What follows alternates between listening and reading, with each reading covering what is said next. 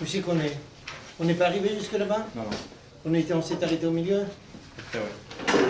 Non, parce que j'ai enseigné ça aussi à Yom Levi, à je me suis arrêté. Non, on s'est arrêté assez tôt parce que vous avez fait un parallèle, on avait ouvert la barre. D'accord. On avait ouvert le Tanakh, on avait fait la paracha avec Baïgash et la Yehuda. On s'est arrêté en fait à la fin de Pisca. Ah, c'est à cause de ça. À la fin de Pisca ici en fait, à la fin de la fin de Pisca. D'accord. Ferme, je t'en prie, dans la porte. Ah, peut-être allumer le matgan si vous avez chaud. Moi, je viens du désert, donc je ne suis pas sensible à ça. On a vu ces deux personnalités, Yosef et Yehuda, qui se retrouvent des deux côtés d'une barrière, d'une même barrière, qui jouent des rôles complémentaires, mais qui se trouvent des deux côtés. Yehuda est le personnage à qui le Père demande d'amener le peuple juif dans un endroit qui sera réservé uniquement au peuple juif, le détacher du monde ambiant, de la culture ambiante. Yosef est le personnage qui est exactement aux antipodes. Il est au centre même, au cœur de la culture ambiante et de la plus grande culture de l'époque. Et il veut d'un côté que ses frères soient là-bas, d'un autre côté, il ne veut pas les voir à l'armée. Parce qu'il sait qu'est-ce que ça signifie. Le jour où le juif devient un officier dans un corps militaire étranger, son identité juive disparaît. Comment on appelle ça en français? En France plus exactement, l'affaire Dreyfus. Pourquoi ça s'appelle l'affaire Dreyfus? Il faut que vous sachiez que lorsque ce fameux tribunal qui l'a accusé de trahison, etc., l'a accusé, le président de séance lui dit: Monsieur capitaine Dreyfus, vous êtes juif. Le monsieur en question se lève en réagissant violemment. Il a dit: non, je suis français. Alors le chef de séance avait raison. Une vraie trahison. Mais pas celle qu'il pensait. Son petit-fils est arrivé à Jérusalem, ancien de l'X,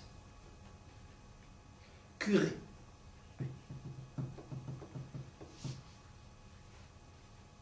Il vivait à Beth Hakerem, à Jérusalem.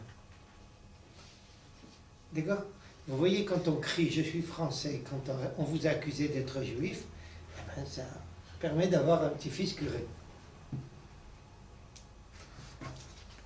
Vous voyez ce que c'est qu'un juif qui n'arrive pas à conserver son identité dans un système. C'est pas facile. Je ne dis pas que c'est facile, c'est pas facile du tout. Bon. Alors revenons maintenant. Ces deux personnages qui posent les jalons de toute l'histoire de notre peuple vont l'accompagner durant toute l'histoire. On va retrouver des gens qui viennent de Yosef en face de gens qui viennent de Yehuda en permanence. En permanence. Il y a une époque qui est une époque idéale, mais dans la plupart de l'histoire, tout le long de l'histoire, on va les retrouver dans un affrontement sérieux. Pas forcément direct, quelquefois indirect, mais un affrontement sérieux.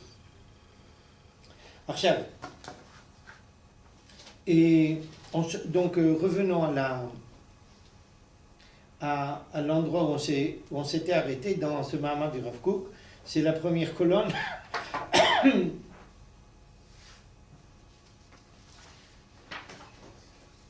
Lisons à partir de du dernier paragraphe qu'on soit dans l'ambiance. Maintenant, le Rav Kook va nous expliquer pourquoi on a besoin de deux kohot comme ça dans le peuple juif. On a besoin de Yosef, on a besoin de Yehuda. On a besoin de gens comme ça. Et le problème n'est pas leur présence ni leur existence, le problème est leur rapport. Est-ce qu'ils arrivent à vivre leur rapport normalement ou non? Vous savez? והנה מתחילה, nous explique le Rav, שני כוחות הכלליים בשני השבטים שהוכנו למלוך בישראל, אפרים ויהודה, שהוא כלל יוסף ויהודה, ça représente יוסף ויהודה, הוקמו בתחילה מעשי אבות סימן לבנים, Yosef Aya Mashbir. Un Mashbir, c'est celui qui subsiste aux besoins des autres. D'accord? Un Mashbir. ששלח אותו אלוהים לפלטה גדולה להחיות עמליו. והחיה את יעקב ובניו, c'est lui qui a permis à Yaakov et à ses enfants de subsister. וחייה החומר לחם לפי הטף, בעת שגם כן כל הארץ באו מצרים לשבור. והיה נבלע בין האומות, il était absorbé dans les nations, c'est une expression du Midrash. Qu'est-ce que ça signifie? Yosef est absorbé par les nations. Ça signifie que des personnages comme Yosef sont capables d'un côté d'être des personnages très universalistes, mais ce monde de toutes les nations les avale finalement parce qu'il étouffe leur identité juive. C'est ça?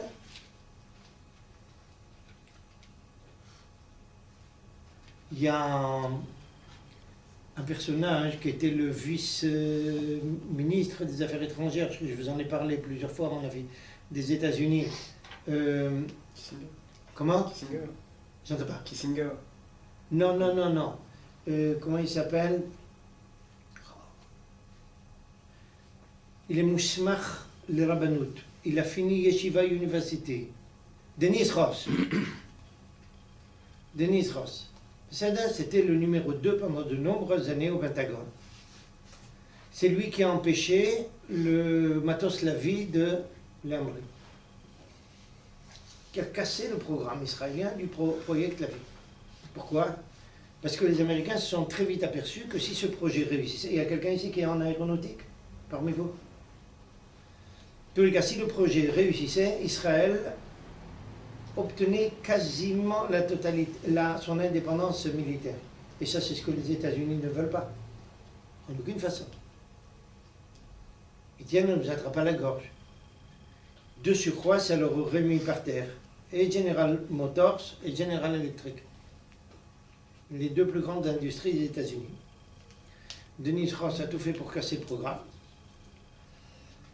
Et Israël a été obligé de céder. Un jour, le rédacteur en chef de Maariv, qui n'est même pas du tout un personnage religieux, boit un café avec lui sur Sderot Ben Gvirol à Tel Aviv. Il lui dit: dis-moi, comment un juif comme toi nous fait un coup pareil? Comment tu fais ça à l'État d'Israël? Écoutez bien, une personne diplômée en tant que rabbin d'Yeshiva University avec un doctorat et qui a une position politique très élevée. Qu'est-ce qu'il répond, le personnage? Il dit: mais tu as oublié que je suis américain, pas israélien. Ça a été sa réponse. Mais ça, alors c'est toujours le problème de toutes les personnes qui sont capables de s'insérer dans toutes les cultures, mais qui oublient leur identité.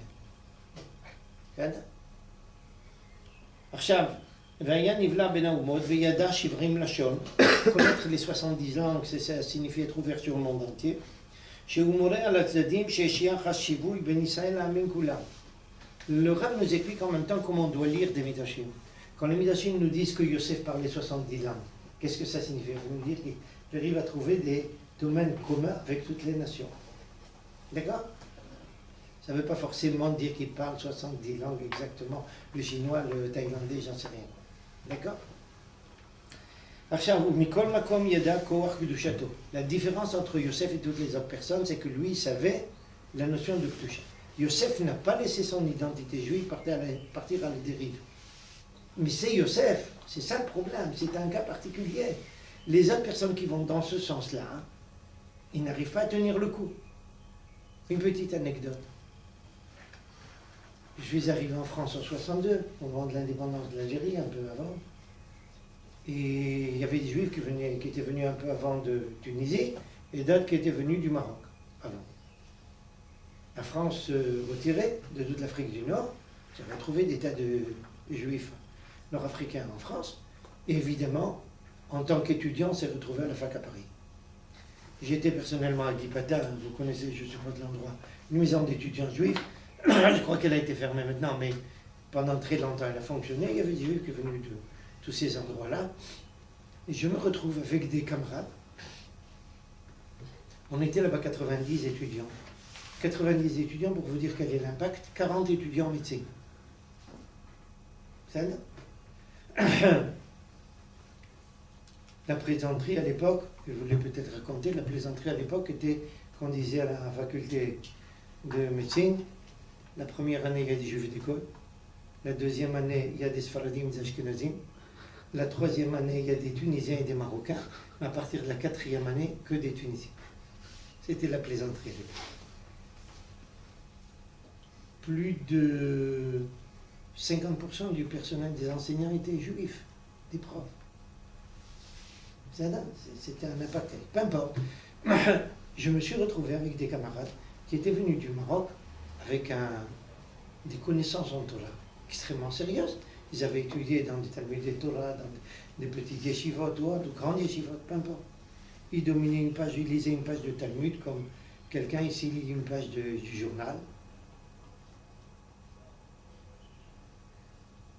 Et je ne peux pas vous dire en pourcentage à combien ça s'élève, mais il s'agit de dizaines de pourcents mariés à des goyotes.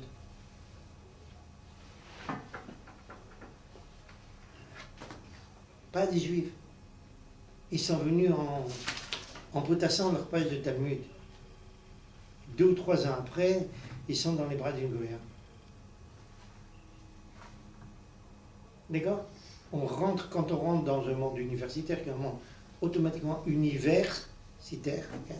C'est le monde de toutes les nations, conserver et maintenir son identité juive n'est jamais très bien. Jamais. C'est ce que dit le Rav ici, où Nivla ben Haumot, il est absorbé par les nations. C'est ça? Comment on disait Sartre?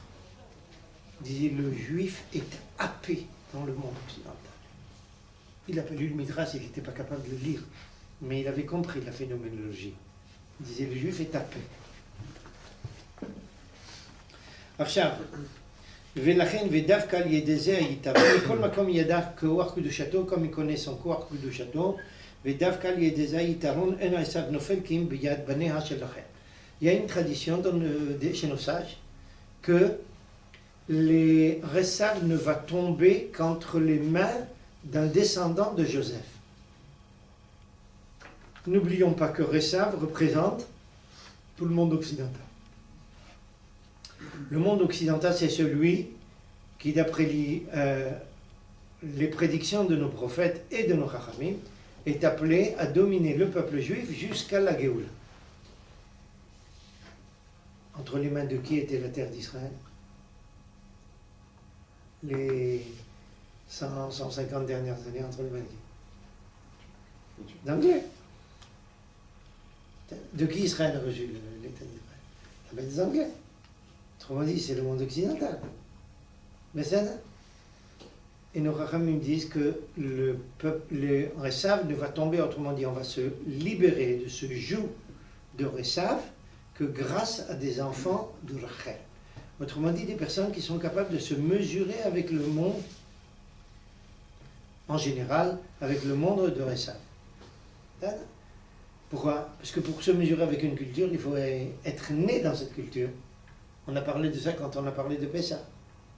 Où Moshe Rabbeinu reçoit son éducation?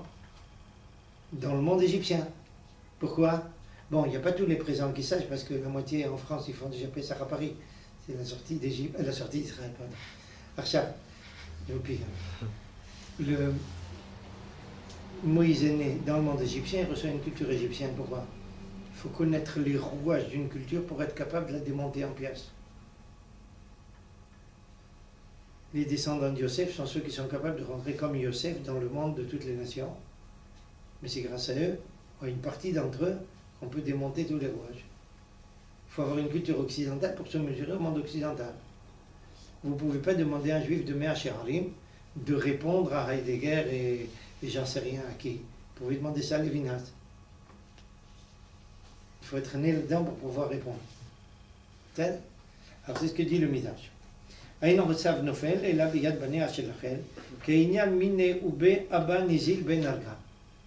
De quoi s'agit-il? Il y a un prophète très particulier, qui est le seul prophète à avoir dans toute la Bible juste un chapitre. Un chapitre, c'est toutes ces prophéties. Le prophète Ovadia. D'accord? Et c'est pas le seul Chariga qu'il présente. Et il est le seul prophète qui n'est pas d'origine juive. quelque chose qui est contraire à tous les principes. Pour être prophète, il faut être de source juive. C'est le seul prophète qui n'est pas de source juive, il est converti. Et nos Chachamim nous expliquaient pourquoi. C'est lui, à son époque, celui qui il vivait dans le royaume d'Israël. Nous sommes après Shlomo HaMelech, une fois que les deux royaumes se sont scindés. D'accord? Vous connaissez un peu de cette histoire, j'espère. Ken ou non? Ou bien je dois la retracer? Je rappelle quelque chose ou non? Oui. Achav. David HaMelech, le premier roi qui réunit tout le peuple juif, c'est Shaoul. D'accord? Shaoul rate une mission essentielle pour lui, de la part de Dieu, c'est d'affronter Amalek. Il n'a pas été jusqu'au bout avec le personnage. Akadosh Baruch Hu le balaye carrément et nomme à sa place David HaMelech. C'est ça? David HaMelech règne. Il faut savoir que c'est un des plus grands conquérants du Moyen-Orient. Du temps de David HaMelech, on se retrouve à l'Euphrate. D'accord? Mais c'est 40 ans de combat. À la fin de sa vie, on nomme son fils Shlomo HaMelech. Lui n'a pas mené de combat. Pourquoi? C'est clair, tout le Moyen-Orient, juste entend parler que Shlomo c'est le fils de David HaMelech, on se tient à carreau. Il y a donc une période de calme, de tranquillité. Shlomo HaMelech construit le Beth Amikdash. À son décès, prend la suite son fils qui s'appelle Rechavram. Rechavram n'est pas du tout ni comme son père et encore moins comme son grand-père. C'est le petit morveux, fils à papa, qui a de l'argent à n'en pas finir et en conséquence ne comprend rien en affaires de sociales, ni politique et encore moins morale. Je ne dis pas que c'est un personnage corrompu, c'est pas un personnage corrompu, mais c'est le personnage de fils de riche qui ne comprend rien aux difficultés du peuple. Quand quelqu'un est à la tête d'un peuple, est un personnage qui vient d'un monde aisé et qu'il n'est pas capable de comprendre les difficultés de petits gens, il ne peut pas diriger le peuple. Et c'est ce qui se passe. Le peuple est dans une situation, entre guillemets, difficile. Entre le père et le grand-père, des réalisations énormes ont réussi. David HaMelech a étendu tout le royaume d'Israël sur la quasi-totalité du Moyen-Orient. Le fils a monté Beth Amikdash et j'en passe et des meilleurs. Le petit-fils, mais tout ça, ça a coûté de l'argent. Qui c'est qui doit payer ça? Qui dit paye les impôts? Et tout le monde. Tout le peuple a endossé une responsabilité économique énorme. Et elle se ressent maintenant. Monter le Beth Amikdash, ce n'était pas une petite affaire, ce n'est pas un appartement de 5 pièces. Même de 5 pièces. C'est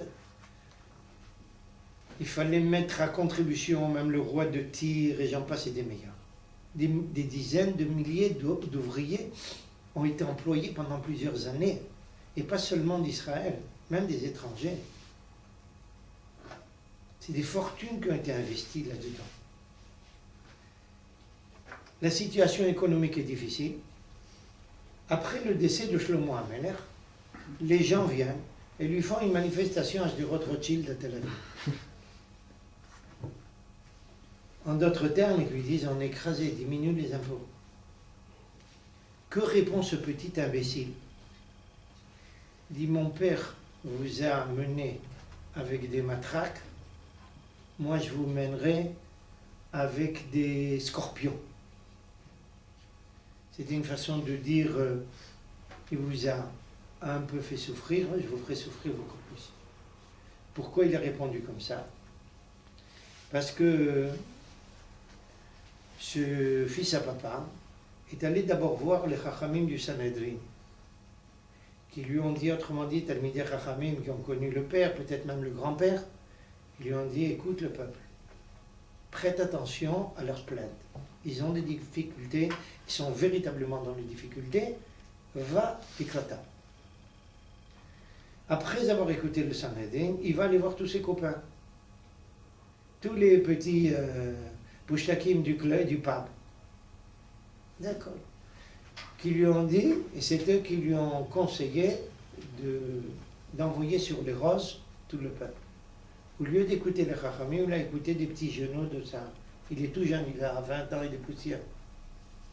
Il s'agit, pourquoi je vais appeler un petit-fils à papa, c'est un personnage assez jeune. D'accord? Et il est à la tête d'un empire à son âge-là. Au lieu d'écouter les anciens, il écoute les petits jeunes. Et qui est venu lui réclamer de tenir compte des difficultés du peuple? Celui qui avait servi de ministre des Finances de son père, qui n'est autre que ce fameux Yarovram ben Nevat. Yarovram ben Nevat, qui est un personnage qui est descendant de Yosef, un génie économique. Un génie économique. Tel point que Shlomo HaMelech le nomme ministre des Finances, ce n'est sûrement pas pour rien. Ce personnage est bien venu sans aucune intention de se rebeller contre la direction de Rechavam, mais de demander, de tenir compte des difficultés. Il a fait fi de tout ça. Akadosh Baruch Hu envoie un des plus grands prophètes de toute l'histoire, Achia Ashiloni, pour lui dire, va nommer Yarovram, roi de 10 tribus, je déchire le peuple juif. Ce n'est pas une initiative de Yarovram, c'est une initiative divine. Achia est envoyé par Dieu chez Yarovram pour scinder le royaume du peuple juif en 2 royaumes.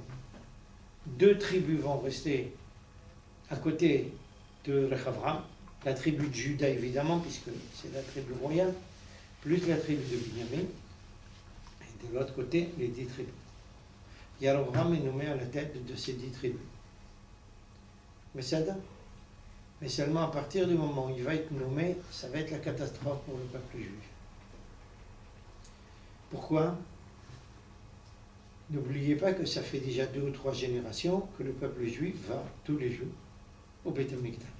Tous les jours, excusez-moi, toutes les fêtes. Au Beit HaMikdash, qui est à Jérusalem.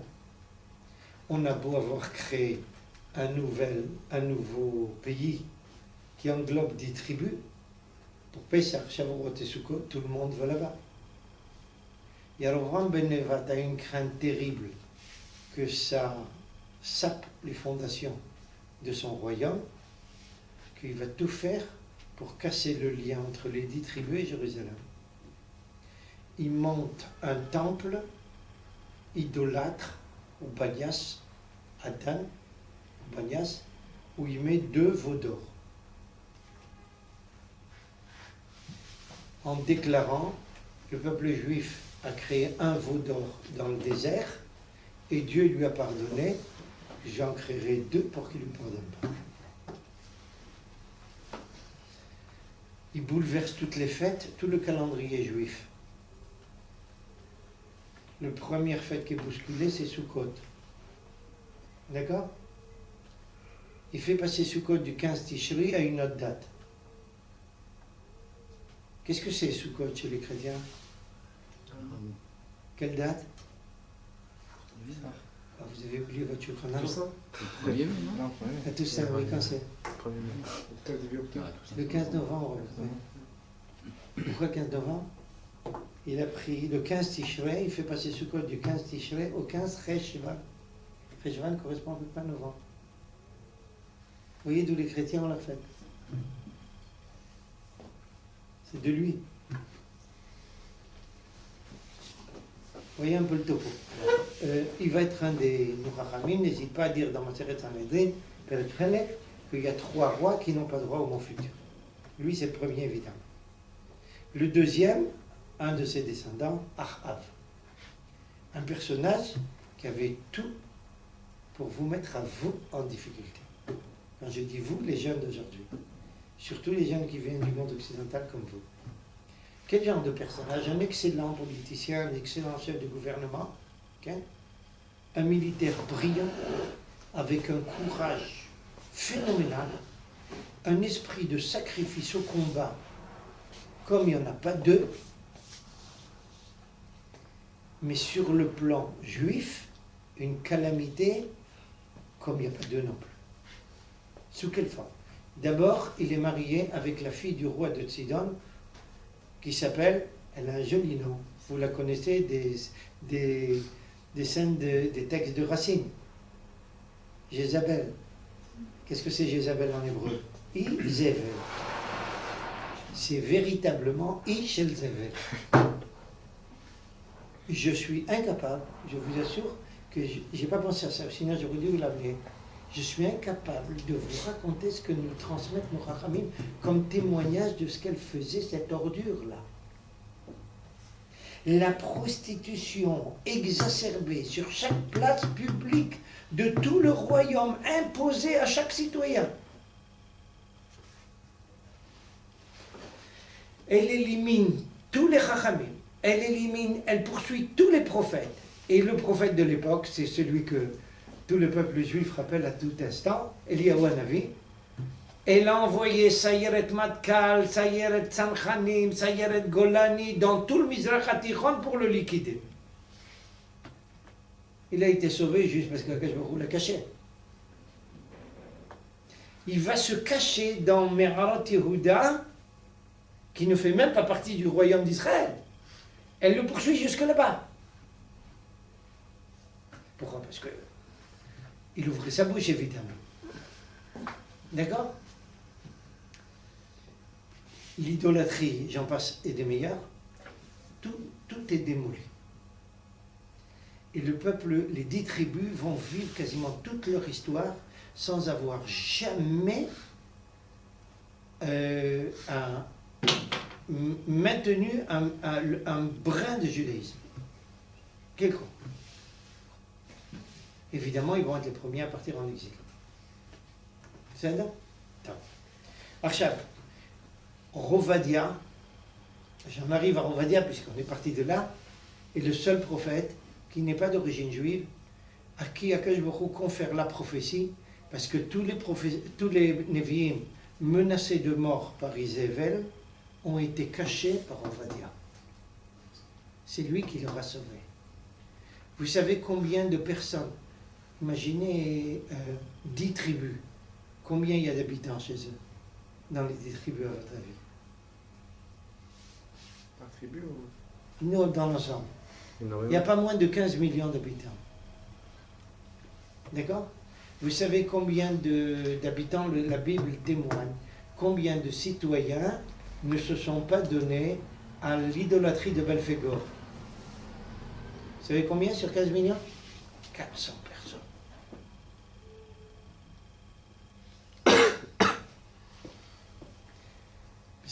Et ces 400 personnes, il y avait parmi eux évidemment tous les prophètes, c'est Rovadia qui non seulement les protège, mais il était responsable, disent nos Chachamim, l'histoire juive, de toutes les cuisines du roi Ahav. C'était l'espèce de responsable de tout, dans le monde, dans la cour. Et comme il était responsable des cuisines, il leur faisait passer du manger en cachette. C'est comme ça qu'il les a maintenus en vie. Et en récompense de cela, Akash Baruch Hu lui confère la névoie. Mais qu'est-ce qu'il dit dans sa névoie? J'ai oublié de vous préciser que c'est un converti dont les ancêtres sont iduméens, autrement dit, descendants de Esav. Et par quoi il termine sa prophétie? Vaya bet Esav le cache, ou bet Yosef le hava. Il parle de ses ancêtres en disant la maison de Esav, c'est-à-dire toute sa descendance, elle sera comme de la paille, et la descendance de Yosef, c'est ceux qui dirigent là où il est. Ils seront comme un feu qui mettront le feu à Esav. Mais lui, il est descendant de Esav. Le Talmud dit avec beaucoup d'humour, avec quoi on met le feu à une forêt? Tu prends un petit... comment j'ai oublié le terme? Une brindille. Une allumette. Cure-dent. Pardon? Aujourd'hui, oui. Bon, vous avez compris, un petit morceau de bois, et c'est avec ça, de petits morceaux de bois de la forêt, c'est avec ça qu'on met le feu à la forêt. C'est une façon de dire Ovadia a mis le feu à Esav. Mais c'est ça. Vous voyez qu'on a une histoire assez mouvementée. Vous ne connaissez pas tout ça, pourquoi? Vous savez pourquoi? nos Chachamim ont étouffé tous les aspects négatifs de l'histoire de notre peuple durant les 2000 ans d'exil. Ils ont caché ça. Comme on dit en hébreu, tachat hashatiyah. Et j'étais parfaitement conscient, évidemment. Pourquoi ils ont caché ça? Parce que si les Juifs étaient au courant de tout ça, il a dit, alors quelle différence entre les Juifs et les Goïs?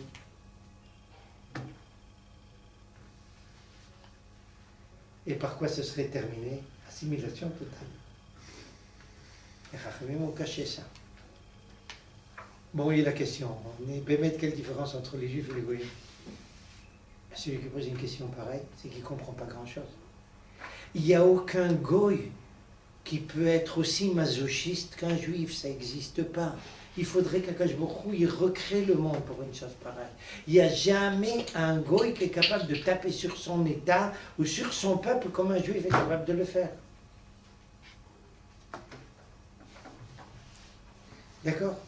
Donc même dans nos aspects problématiques, on est différents. C'est pas la même chose. Comment dit le FBI?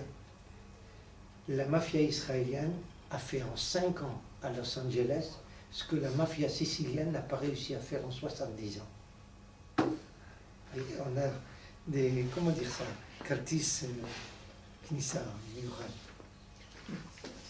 bon, pas trop fier, mais ça c'est un autre problème.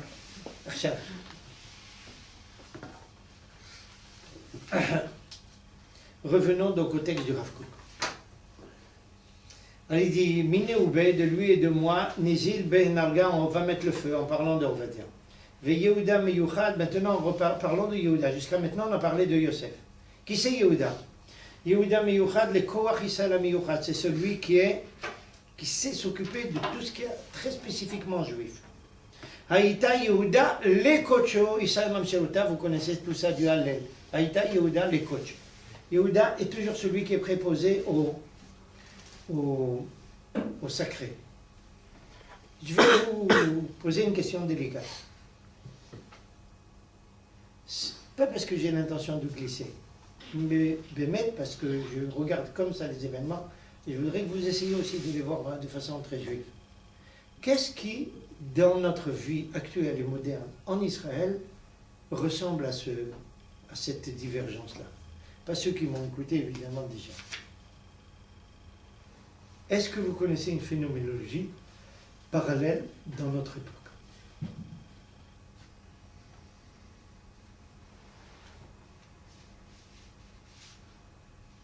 Yoni, madame. La gauche et les Kharadim, Pourquoi les Haradim? c'est eux le sacré. Ils font que ça. Tu es allé un peu loin. La gauche et la droite. Les gens de Yehuda, ils n'étaient pas toujours 100% religieux. Mais ils étaient toujours supporters du monde religieux. Quelquefois religieux, quelquefois non. Mais ils n'ont jamais attaqué l'identité juive. Par contre, dans le monde de la gauche, on est très compétent en rapport avec le monde entier, avec les cultures, très compétent sur le plan économique, mais sur le plan d'identité juive, on a problème. Vous voyez qu'on vit des phénoménologies pareilles à l'heure actuelle. Le monde haredi ou le monde religieux, peu importe, a toujours été sous la couverture de Yehuda. Quelquefois, c'était lui-même là. Yehuda, mais pas toujours. Alors. Et comment Ok. ça change aujourd'hui? Comment ça se fait que ça change aujourd'hui? Qu'est-ce qui change? C'est plus forcément la gauche qui est compétente aujourd'hui pour construire le pays. D'abord parce que peut-être on a une occasion. Akadosh Baruch Hu nous offre peut-être une excellente occasion. Moi, je pense que malgré tous les grands scandales ou tous les grands cris qui ont été poussés au niveau du nouveau gouvernement, je pense qu'il y a de fortes chances que réussisse Dafka à rapprocher. C'est, je ne dis pas un espoir, c'est une estimation, c'est plus qu'un espoir. Évidemment, c'est toujours un espoir. Mais à mon avis, c'est plus que ça. Si tu prends un personnage comme Yair Lapid et Bennett, qui sont presque les extrêmes de deux extrêmes, enfin les plus proches parmi deux camps, ils ont réussi à se mettre d'accord sur des points où ils ne sont pas toujours d'accord. C'est une occasion à mon avis, de bouleverser les tensions, de les atténuer en tous les cas énormément et de rapprocher les cas. Mais ça, et c'est dû justement à deux phénoménologies. Pour la première fois, la gauche commence à parler socialisme.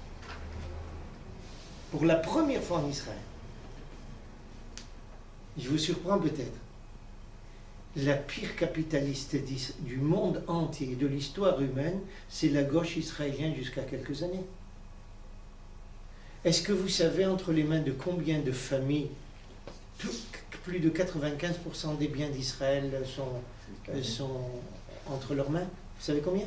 Moins de 20 familles. Les Dankner et des gens comme ça. Il y a moins de 20 familles comme ça. Tous de gauche.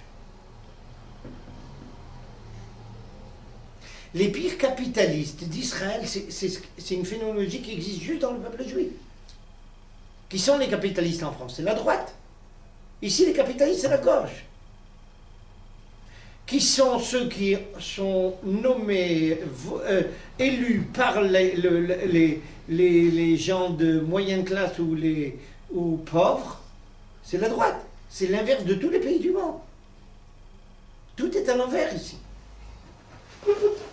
Alors maintenant, ce qui se passe, c'est que la gauche, pour la première fois depuis l'existence de l'État d'Israël, commence à s'occuper des pauvres. Elle veut, en tous les cas, elle le déclare. Si elle le fait passer à notre problème. Okay?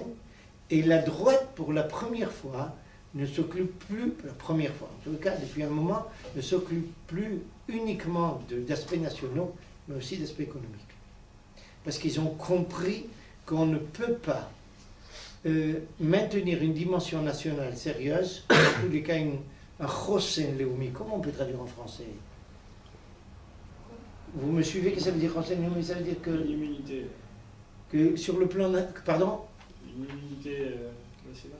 Oui, un peu d'immunité, c'est peut-être le terme. En tous les cas, que tout l'aspect, toute la dimension nationale repose sur quelque chose de solide. On ne peut pas arriver à ça s'il n'y a pas une économie derrière tout ça. D'accord? Le premier qui a commencé à bouger, c'est Bibi. Quand il était Saraouza.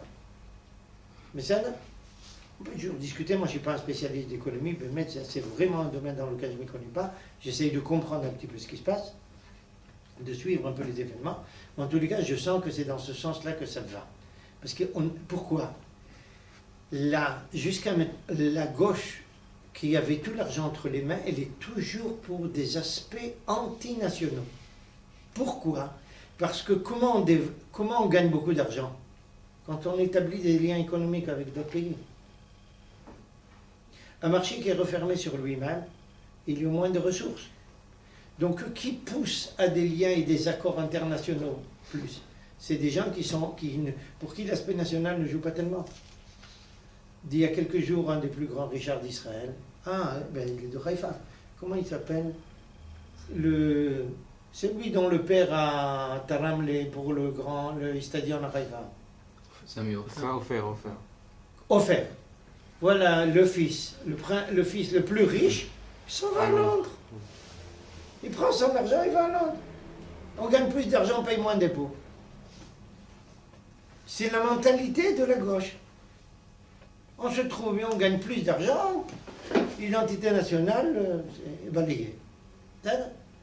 Alors la droite a compris qu'on ne peut pas maintenir un État avec des aspirations nationalistes s'il n'y a pas une économie qui est là derrière. C'est pour ça qu'il y a des chassés-croisés qui se font, à mon avis, en permanence maintenant. Mais, à mon avis, ce qu'on va gagner de là-dedans, ce n'est pas juste dans ce sens-là, c'est qu'il y a des chassés-croisés qui se font aussi sur le plan spirituel. Les Haredim comprennent qu'ils ne peuvent pas continuer comme ils faisaient jusqu'à maintenant. Mais c'est ça. La gauche anti-Haredite, elle comprend qu'elle ne peut pas aller cassar avec les Haredim de façon aveugle. Ils s'insultent, les juifs ils s'insultent tout le temps parce que les charmeurs. Mais ils sont obligés de se retrouver de se rapprocher vers un espèce de modus vivendi. D'accord? C'est en tous les cas ce que j'espère. À mon avis, c'est ce qui est en train de passer. On entend des colottes comme ça. Moi, je ressens des colottes comme ça. Et c'est bien, c'est ça qui est censé Bien avoir. sûr que c'est pas. Yosef doit fusionner avec Yehuda. Yosef et Yehuda, c'est ce à quoi on doit arriver. Yosef et Yehuda Béar. C'est tout l'article du Rambam. De réunir Yosef et Yehuda. Et quand Yosef et Yehuda sont déchirés, c'est une catastrophe pour eux. Catastrophe partout. Quand ils vont ensemble, chacun il sait faire attention à l'autre. Dans son domaine à lui. Mais ça, alors, bon, on peut continuer, mais je vois que si on va avec Etsef Kazé, on est là ici dans 6 minutes. Parce que, pourquoi cet article, c'est important pour vous. On a vu un petit morceau et c'est important qu'on essaye de le lire. Pourquoi? Parce que celui qui comprend cet article, il voit comment un Talmid Chacham d'envergure comme le Rav Kook brasse toutes les connaissances du judaïsme pour exprimer une idée, mais il en fait une véritable synthèse. On n'a plus un regard qui est ponctuel, mais un regard qui est global sur toute l'histoire et sur toutes les valeurs. Mais pour ça, il est obligé de faire appel à toute la Bible, à toutes les sources juives. Si j'avais écrit les références à chaque mot, chaque verset, je vous assure que ici vous avez 4 amoudim, on se serait retrouvé avec au moins 30 ou 40. Juste si j'avais écrit les références. C'est aussi pour vous une occasion de comprendre qu'est-ce que c'est un véritable Talmid Chacham d'envergure. C'est quelqu'un qui brasse en permanence, chez lui, dans son âme, tout le judaïsme, et ça travaille, et il regarde tout ce qui se passe avec ce prisme-là particulier. C'est ça? Bon, alors une fois qu'il nous a expliqué les bons côtés de chacun d'entre eux et les problématiques de chacun d'entre eux, on va passer à la page 3.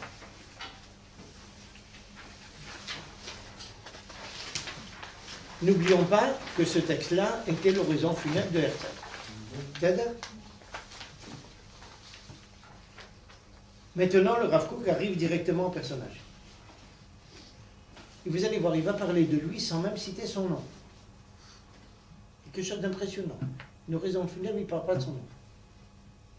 Pourquoi? Il y a des fleuves d'encre qui ont coulé là-dessus.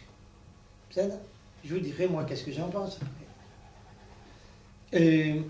Toujours est-il qu'une introduction est nécessaire. Nos Chachamim, quand ils veulent parler de l'approche de l'événement messianique, ils se servent d'une terminologie qui est la suivante.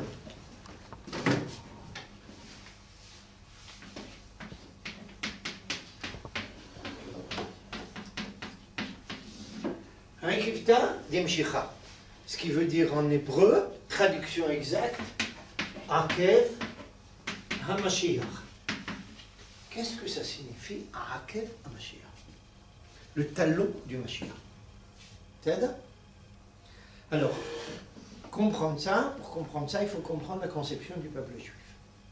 La conception théologique, la façon dont le peuple juif aborde l'histoire, l'humanité, l'existence, tout ce que vous voulez.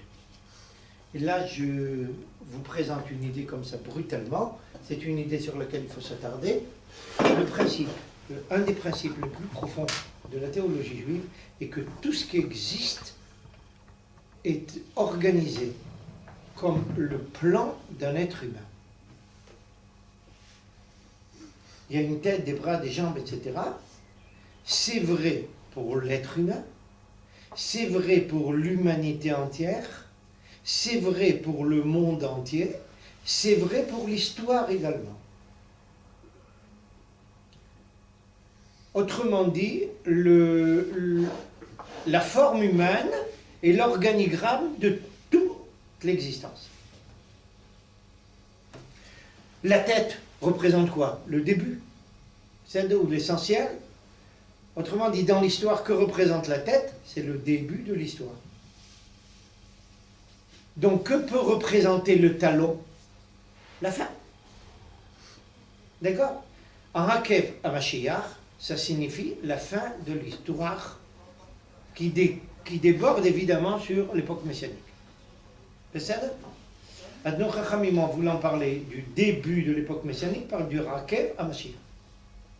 Parce que l'histoire est vue comme comme le plan, le véritable. Le plan, il y a un plan unique pour tous, si vous voulez, c'est la forme humaine. Dans l'humanité, par exemple, nos Chachamim disaient, il y a des gens dont les neshamot sont attachés à la tête, d'autres au bras, et d'autres au ventre, et d'autres aux pieds, etc. C'est une façon de dire qu'il y a un partage de l'humanité, suivant les valeurs humaines ou autres, qui est également planifié sur la forme humaine. C'est ça? Pourquoi c'est comme ça et pourquoi c'est autrement, ça c'est un problème en soi. Laissons ça de côté, ça déborde notre sujet. Peut-être à un moment, à l'occasion, on ne touchera pas ce problème. Alors regardez ce que nous dit ici le Rav. On passe à la page 3, première colonne, la deuxième pisca. Vehine betur ekivta de Mashiach ben Yosef. Nidgala chizayon atzionut bedorenu. Vous voyez le Rav Kook ici, comment on dit en hébreu, Morid et Takfafot. Il va direct droit au but. Apparaît le sionisme.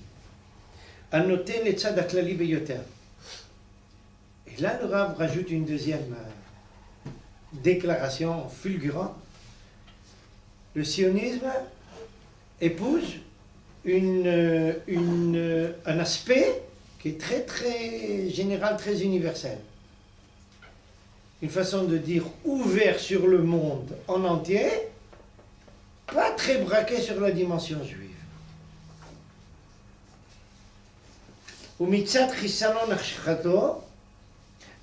Avant qu'on continue, pour que vous ne preniez pas ça une simple déclaration, une accusation, une critique qui repose sur rien. Comment Herzl agissait? Comment il voyait la reconstruction de l'État d'Israël?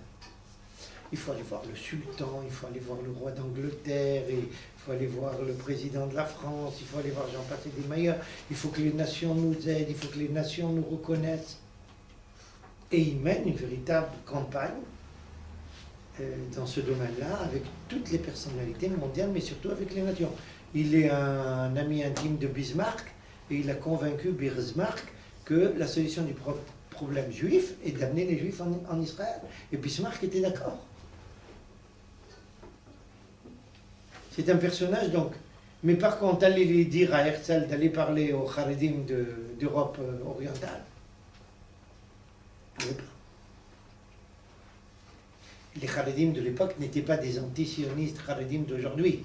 C'était des Haredim, mais pas anti-sionistes. Ils sont devenus anti-sionistes parce qu'ils ont entendu parler de tout ça de façon qui provoquait chez eux une Duguvat Neged. D'accord? Pourquoi? Parce qu'ils ont senti que la dimension juive n'est pas là. N'oubliez pas qu'au premier congrès sioniste, qui c'est qui était là pour Yom Ha'atzmaut? Que celui qui était là, vous m'avez entendu, quand j'ai parlé, le Rav Kook rapporte, premier congrès sioniste, on déclare En la tzionut veladat kesher shenehem.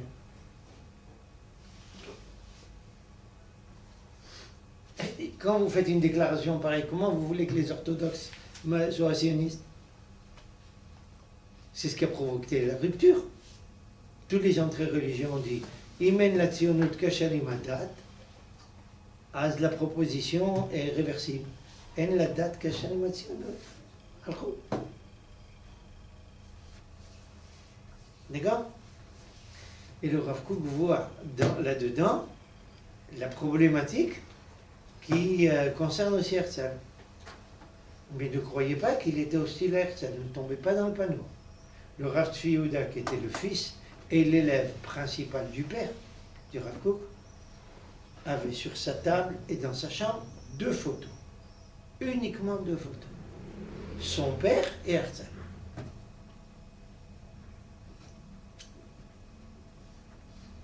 D'accord? Donc il ne s'agit pas d'une hostilité. Bien au contraire. Mais il s'agit de remettre les choses en place. Et le Rav Kook a précisé durant toute sa vie, avec le message de Herzl, on ne pourra pas amener les religieux ici. Personne n'a voulu l'écouter. Ni le monde sioniste, ni le monde religieux. Et c'est vrai, on ne pouvait pas. Alors quand les juifs ne veulent pas écouter, qu'est-ce qu'on fait? On monte en fumée au ciel.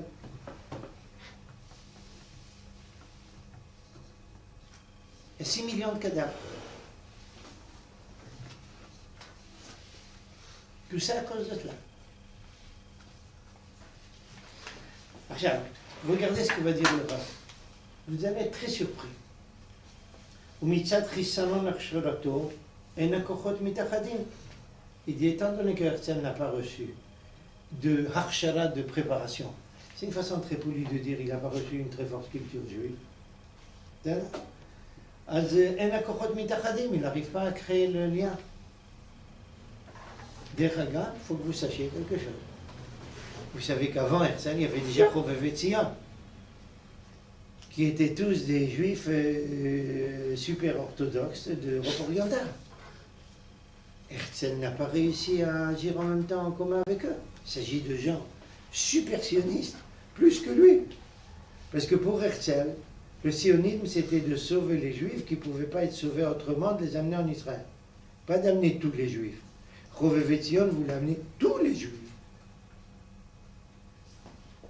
Et ils n'ont pas réussi à se réunir. Regardez comment un Talmid Chacham regarde l'histoire. Il prend les structures spirituelles et les traduit en terminologie moderne. C'est comme ça qu'un rabbin qui se respecte doit regarder l'histoire. Et pas tout le monde aime ça, ça c'est un autre point. Et celui qui a été éduqué dans un monde rabbinique, c'est comme ça qu'il regarde. C'est ça. עכשיו, il dit, להשכיל מעבר מזה, איך שההכשר הכללי לישראל אינו כי אם בסיס ליסודו המיוחד. Il n'a pas réussi à comprendre que tout le rétablissement de l'État d'Israël a pour objectif essentiel, pas le rétablissement de l'État d'Israël seulement, mais avant tout le rétablissement de l'identité juive. C'est pas juste un renouveau national. Au contraire, le renouveau national doit être un tremplin pour un renouveau spirituel. Mais il dit que comme Herzl n'a pas reçu d'éducation dans ce sens-là, il n'a pas agi dans ce sens-là, donc les deux forces, il agit, c'est lui qui a permis de construire, c'est lui qui a permis de voir tout ce que nous voyons maintenant, mais sur le plan matériel. Sur le plan spirituel, il n'y a rien eu. Et ça, c'était une catastrophe. Kenyani. Herzl, Herzl voulait un renouveau national ou il voulait juste un Medinat Miklat? C'est pas pareil. Il voulait une Medinat Miklat, il voulait un renouveau national pour Medinat Miklat. Si c'est une Medinat Miklat, enfin, ça reste plus national. Oui, c'était quelque chose de partiel, j'ai vu. Pas Goref. Mais ça, c'était partiel. Mais il voulait qu'au moins tous les juifs, essentiellement pauvres et autres, arrivent ici. Tous ceux qui n'avaient pas de défense. Les Ragav, on a révélé la semaine dernière pour la première fois que ce qu'on attribue à Herzl, Imatem Rotzim Enzu Agada, c'est l'inverse de ce qu'il avait déclaré. Il avait déclaré Ani Meyuash. אני כבר חושב שכל מה שאמרתי יישאר בגדר של אגדה.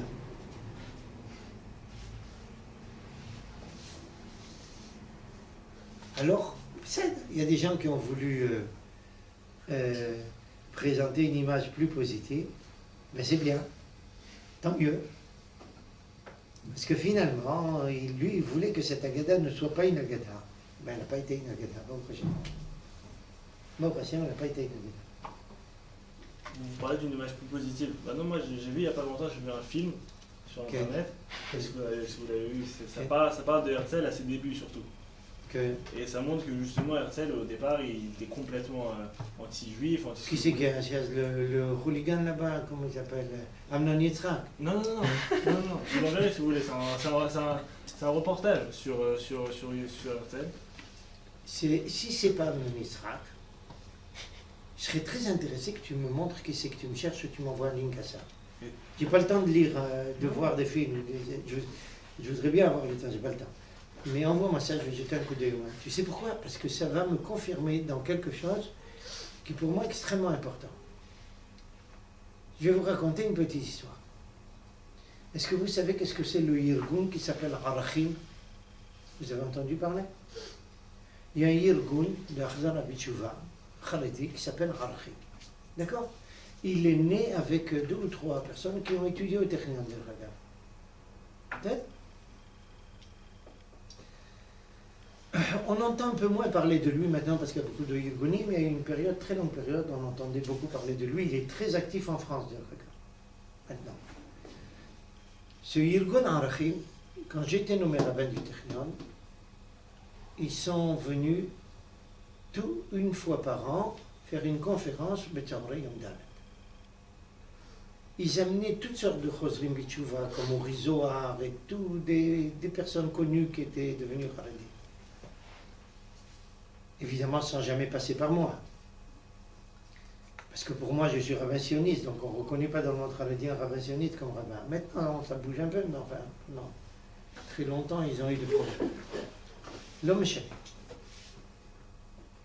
J'étais pas content de leur présence, mais étant donné qu'ils rapprochaient des gens du judaïsme, préfèrent voir quelqu'un à Khaledi que s'enfoncer dans le LSD. Alors j'ai rien dit. Jusqu'à un jour où ils ont décidé, le sujet, j'en choisis comme chaque fois, ils parlaient de judaïsme, d'identité juive, j'en sais rien quoi, de Torah. C'est ouais, d'accord, pas d'accord, ça va, ils parlent de valeur. Un jour, ils ont décidé de parler sionut. J'ai dit, Adka. Vous ne taperez pas sur la sionut dans l'endroit où je suis rabbin. Ça, je vous laisse.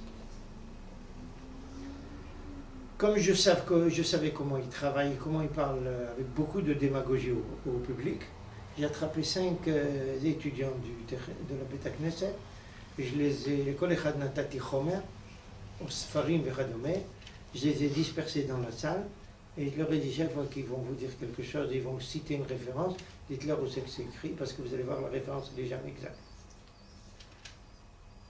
Première déclaration inexacte, ils m'ont dit, il faut que c'est écrit.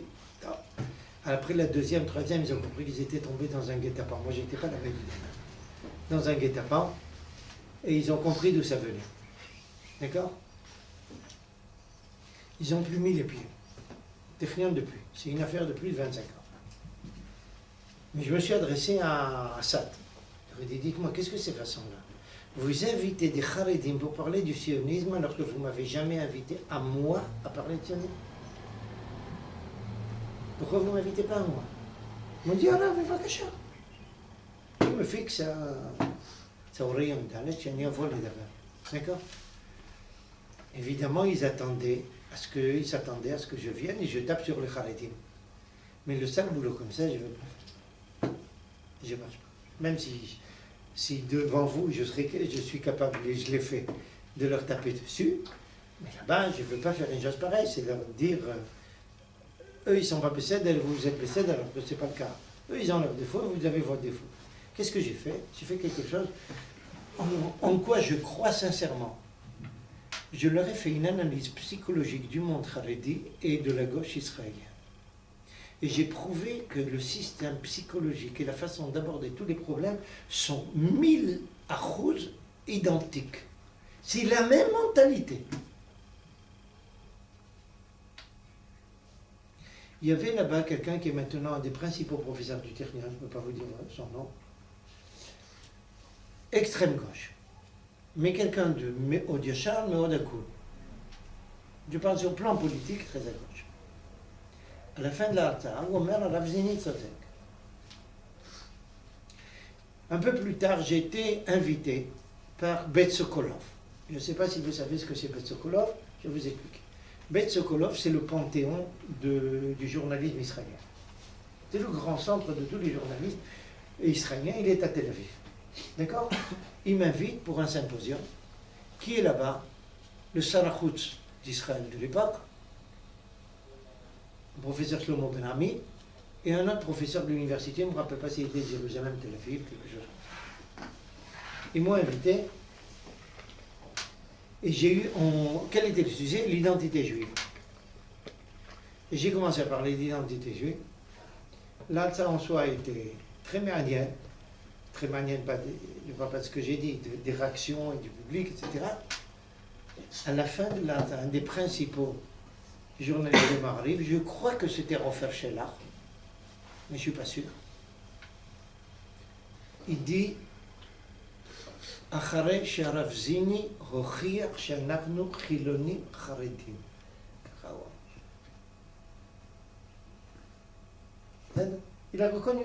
Ils ont reconnu que c'est vrai. Pourquoi je te raconte ça maintenant? Parce que tu m'as dit ça. Si c'est pas Amnon Yitzhak qui a fait ça, et que c'est des gens du monde journalistique ou autre qui ont fait ça, ça ne fait que confirmer qu'ils sont tous les deux d'accord pour taper sur Herzl pour essayer de lui trouver les défauts. Et s'il y en a? Alors, je vais te répondre en tant que rabbin. Dans ma Sechet Baba Metzia, Daf Pehe Amud Rishon, on parle d'une Avera qu'on a rapportée dans la Torah il y a 2 semaines. Al Tonu Ishet Amito. Qu'est-ce que ça signifie Al Tonu Ishet Amito? On n'a pas le droit de faire une injustice. Le pshat, c'est si je tiens un commerce par exemple, où je vends un produit quelconque, que le produit vaut sur le terrain, mettons 100 shekels, stable, je n'ai pas le droit de le vendre pour plus de 125. C'est la halakha. Ni en dessous de 75, j'ai droit à une marge de 25% collée à la Tosefet, pas plus. C'est ça là? Si j'ai vendu un produit qui vaut 100 shekels pour 130 shekels, et que la personne qui l'a acheté s'en aperçoit, elle peut me rendre le produit, m'exiger en mon argent. C'est là. La mechila, la knia et bété. Ça s'appelle Alto. Mais nos chachamim nous précisent que ce n'est pas vrai que dans le domaine commercial, c'est vrai même dans les rapports humains. Qu'est-ce que c'est Alto, nous, de faire une injustice dans le domaine humain? C'est porter atteinte à quelqu'un, le faire souffrir moralement.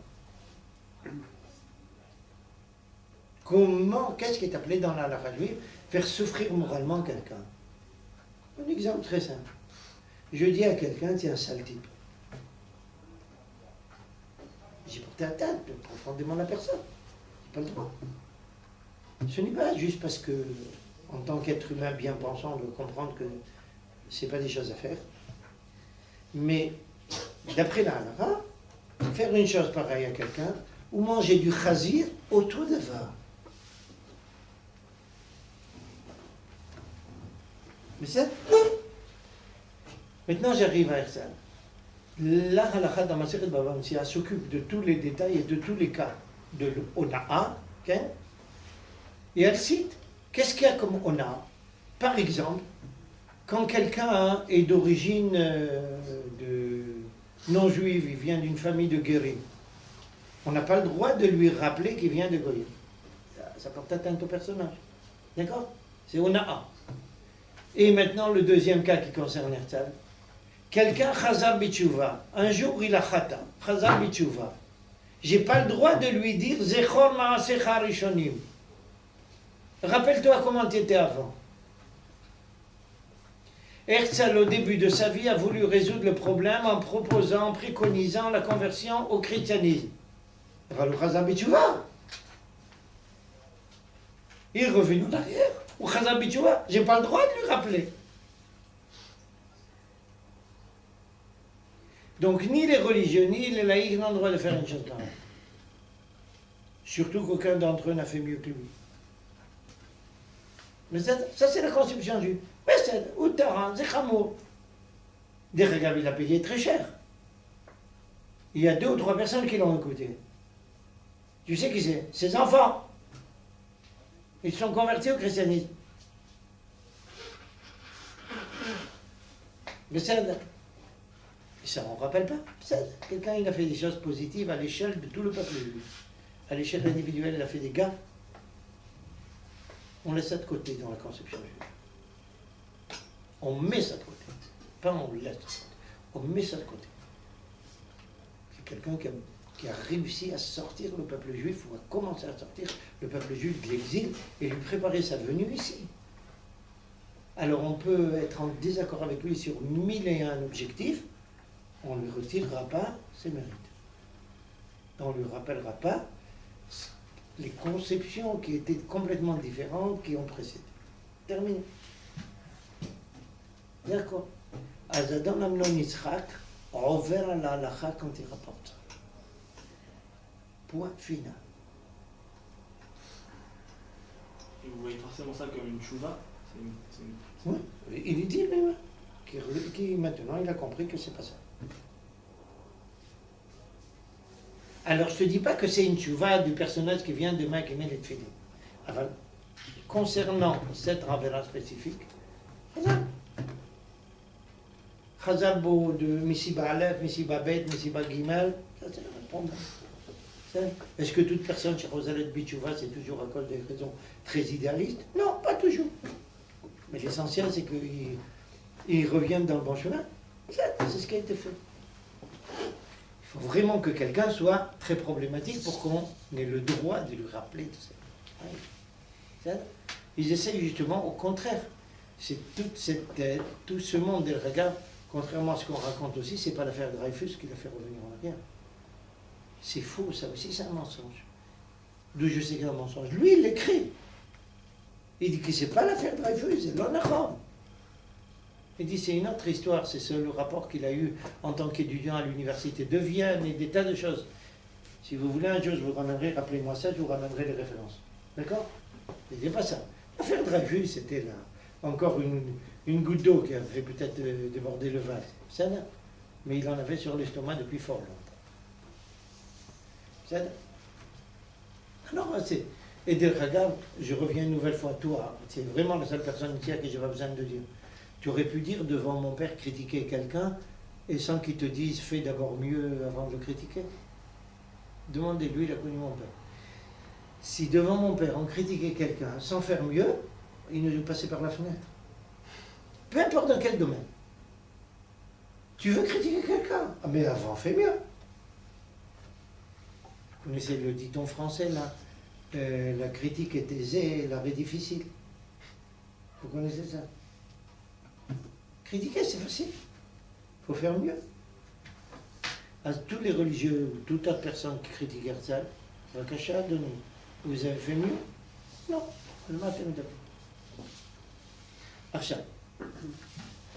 Il y a des tas de choses aussi qui m'ont sorti des gants, moi chez Herzl, qui me sortent des gants, des déclarations. Azma. Ça s'est perdu dans la masse du constructif qu'il a fait. Alors il n'est pas, dans ses aspirations, il n'est pas ou peut être un personnage comme le Rav Kook, Zébarot. Mais il est au moins le premier jalon. Dans ce sens-là. Archav. Et ça que le monde laïque israélien, et surtout la gauche, a fait de lui un personnage laïque, ça aussi c'est une manipulation de l'histoire. Une falsification de l'histoire. C'est pas du tout laïque le personnage. Il a des déclarations, quand on les entend quelquefois, c'est pas possible, comment un personnage qui ne s'y connaît pas en Torah parle comme ça. Archav. Dis-moi, en fait, vous savez de qui il est descendant? Ça, vous les francophones, vous ne l'avez pas entendu de moi. Son ancêtre, c'est un rabbin qui s'appelle Rabbi Yosef Taitachak, le plus grand Talmid Chacham de tous les Talmidei Chachamim qui ont dû quitter l'Espagne au moment de l'Inquisition. Le plus grand Talmid Chacham. Le Bet Yosef, Rabbi Yosef Karo, le rédacteur du Shulchan Aruch, quand il parlait de son ancêtre, il tremblait de peur. Il a vécu à la même époque, mais plus jeune, beaucoup plus jeune. Il parle de lui à un seul endroit, on voit comment il tremble du personnage. Et si vous voulez savoir comment il sort un personnage comme Herzl, son ancêtre était un personnage qui était un rabbin très, très ouvert et très cultivé, de Raga, parce qu'à l'époque les rabbins d'Espagne étaient très cultivés. Sa femme a déclaré quelque chose le moment de son enterrement. Il s'avère que pendant 40 ans, il a dormi sur une planche toutes les nuits, sauf Shabbat. Pourquoi? En deuil pour Jérusalem et pour l'exil. Arbarim Shana, dormir sur une planche. Et il a caché ça, personne ne savait. Sa femme a déclaré ça au moment de l'enterrement. Vous voyez comment Akash Baruch Hu dirige l'histoire? Un Talmid Chacham 40 ans pour marquer sa souffrance de l'exil, il descend de lui quelqu'un qui va sortir le peuple juif d'exil. Ça prend 4 siècles ou plus. Peu importe, ça arrive.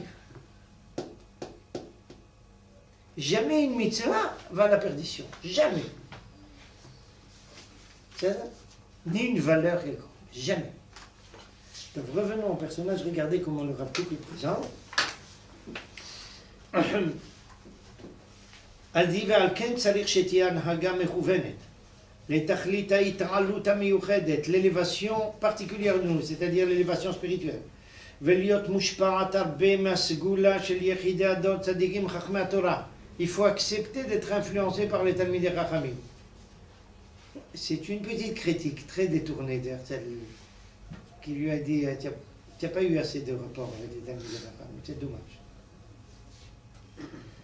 ולעומת זה, ההכרה שהחפץ לחוזקם של ישראל והתנערותם בתוך אומה חיה עם כל צרכיה החומריים, שהוא דבר נכון, il dit d'un autre côté, mais en parallèle, en contrepartie plus exactement, dit le Rav Kook. Le fait de vouloir renforcer le peuple juif et de vouloir subvenir à tous ses besoins matériels, c'est quelque chose d'extrêmement important, de fondamental.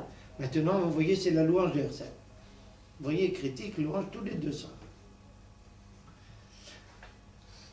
שהוא דבר נכון כשמצטרף לכל התכונה הראויה, גם עד כה שלא הצליחה במעשיה. Tout ça, ça a provoqué qu'il n'a pas réussi jusqu'à maintenant. עד שחיסרון ההצלחה גרם לסכסוכי דעות ורווחים.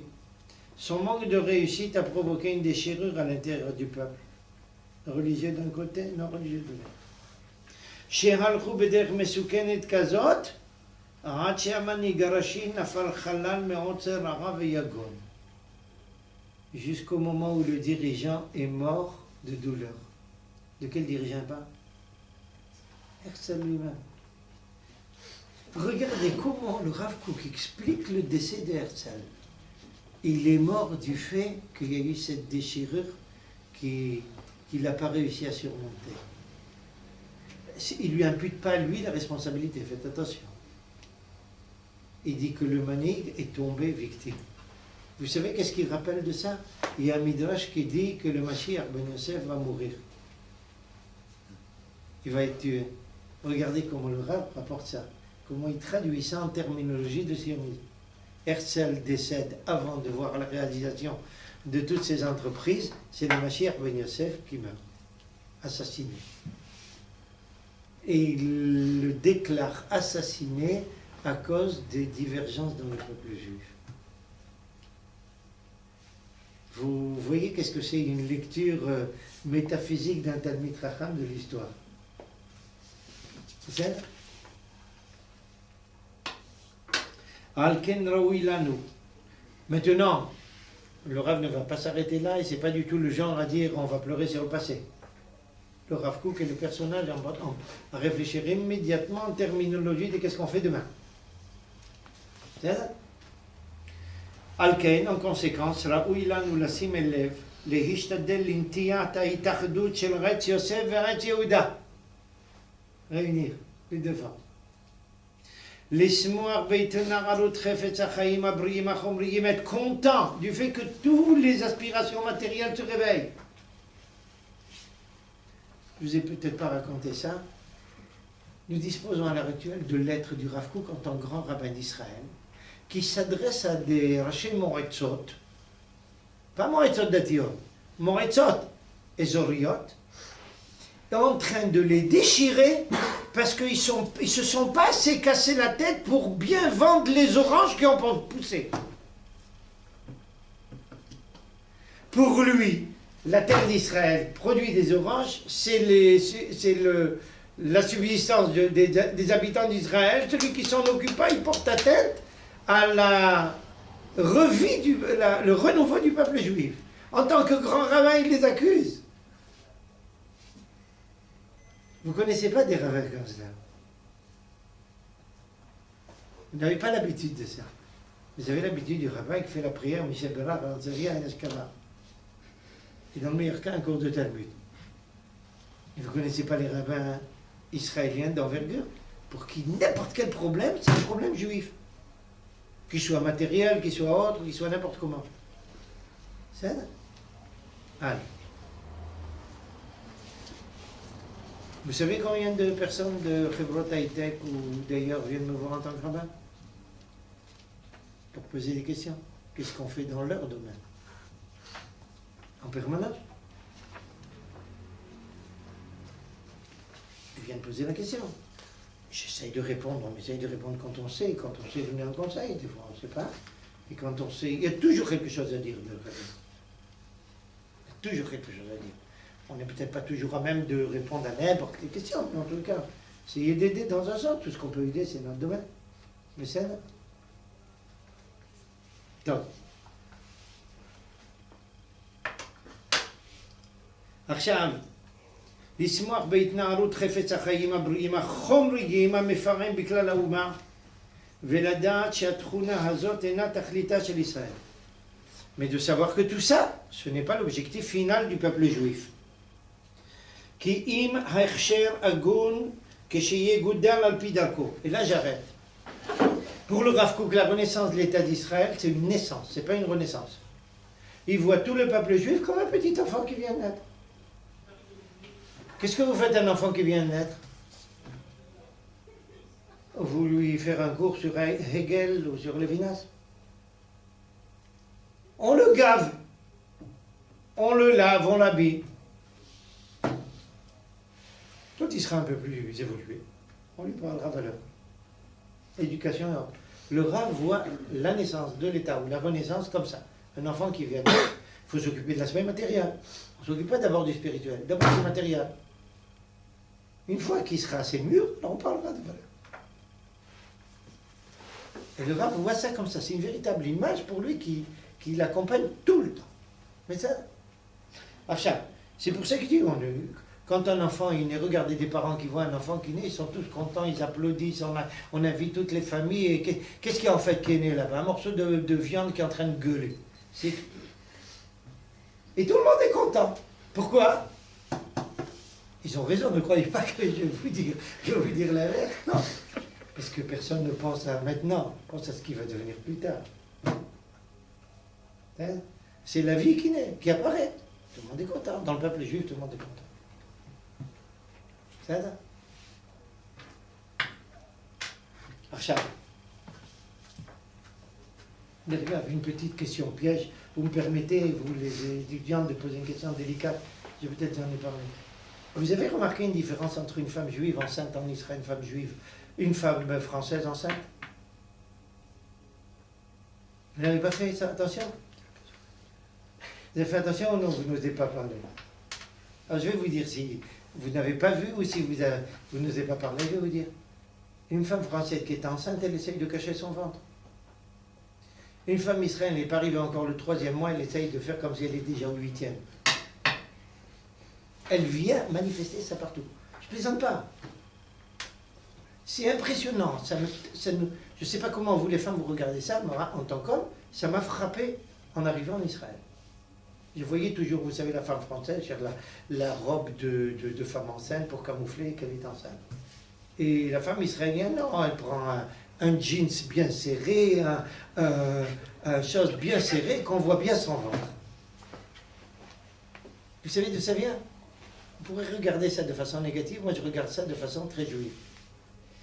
C'est parce qu'un juif, une juive ou un juif, il est content de la vie qui apparaît.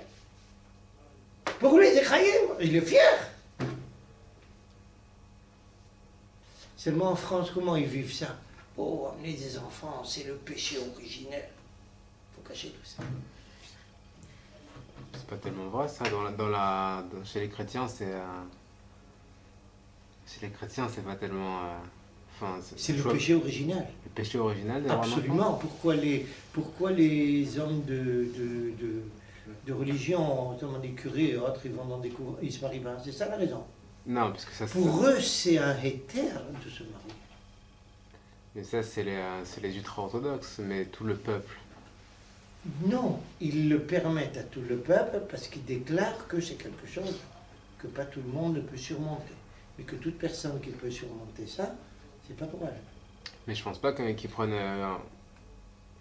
le fait d'avoir un enfant quand même pour une avéra, comme vous le décrivez. Pour eux, ils appellent ça, c'est une conséquence du péché original. Il faut que tu saches ça, il n'y a pas de doute là-dessus dans la théologie chrétienne. Tu peux regarder, tu peux vérifier ça, c'est un sujet. Mais ils ne le déclarent pas tel quel, parce qu'on ne peut pas déclarer ça.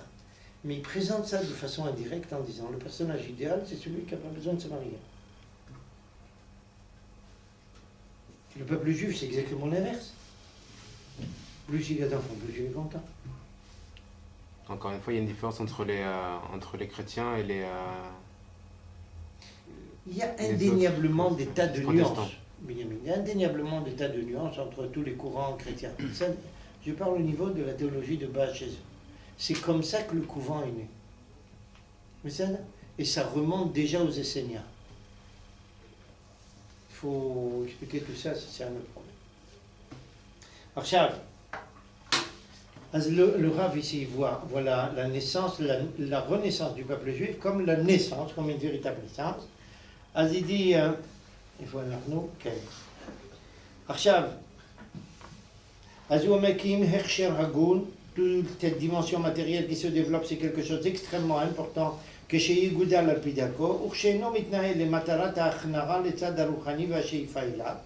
הלא כה נחשב כמלכות אפרים שנעשו עוגה בלי הפוכה, מפני שעזבו מכל מים חיים ומסיים קראו השולה. J'explique. Celui qui a pu suivre en hébreu, tant mieux. Sinon, l'explication est la suivante, dit le Rav, dit que quand le développement matériel est tout en entier orienté uniquement vers le matériel, sans aspiration spirituelle, il amène automatiquement à une recherche d'identification avec les nations, et alors à ce moment-là, on se retrouve comme ce que le Navi a appelé Ephraim, tout le chevet Ephraim, tous les descendants de Yosef, un gâteau qu'on ne peut pas retourner. Ça veut dire qu'il y a un seul aspect qui n'est pas capable d'avoir l'autre aspect. D'accord? Il est capable de s'occuper du domaine matériel et pas du spirituel. On ne peut pas, c'est pas possible. Et quand on n'est pas capable, automatiquement, c'est l'assimilation. Il n'y a plus d'identité. על כן תהיה תורלת המרירות שראוי גם כן למי שנוכל לחשבו בתור רקבה למשיח בן יוסף מצד השפעתו על החפץ הגדול הכללי של תחיית האומה במובן החומרי והכללי. מכל מקום, אם לא היה כוח זה נעזר, לא מצד התגברות ההפקרות ושנאת התורה בעוונותינו הרבים, עד שמתגרשים יראי השם וחושבי שמו מנחלת התנועה. Il dit, si ce n'était pas passé cette déchirure, tous les gens qui étaient Yerushalayim, autrement dit attachés à la Torah, ne se seraient pas déchirés et détachés du monde sioniste.